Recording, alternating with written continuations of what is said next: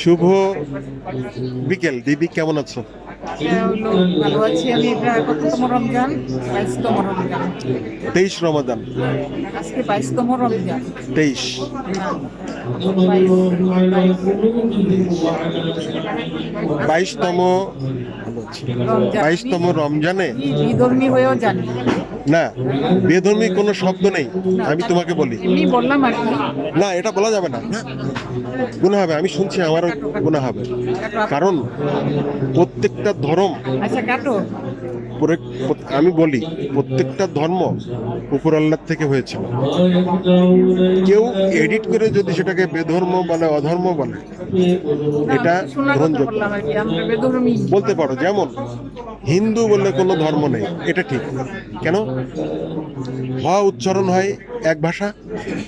আর সিন্ধু নদের ওখানে এসে যিনি তপস্যা করতেন বছরের পর বছর, উলঙ্গ থাকতেন, সিন্ধুর থেকে হিন্দু। আচ্ছা এটা কোন তাতে?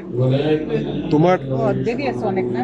তোমার আগমনে আমরা এই ইফতারের মাহফিল থেকে শুভেচ্ছা জানাই টোটাল তোমার সমগ্র সম মননশীল এই জাতিকে।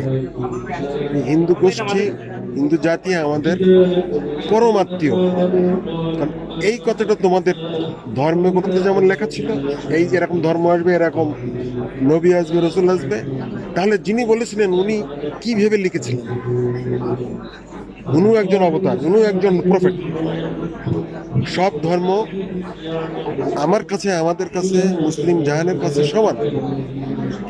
এই ইফতার মাহফিল, এই আল কোরআন, রমজান তোমরা একভাবে করো, আমরা আর একভাবে করি। তোমাদের কিতাবটা আলাদা, আমাদের কিতাব এই পার্থক্য ছাড়া অন্য কোনো পার্থক্যে আমরা আলোচিত হতে চাই না। দিদিকে অসংখ্য ধন্যবাদ। আমার দাদার কল্যাণী ইফতারের এই মাহফিল থেকে প্রতি বছর জন্য আমরা এরকম সুন্দর সুন্দর চেহারা নিয়ে আসতে পারি। দিদিকে বাকি 9টা রমজানও দাওয়াত থাকবে সবাইকে।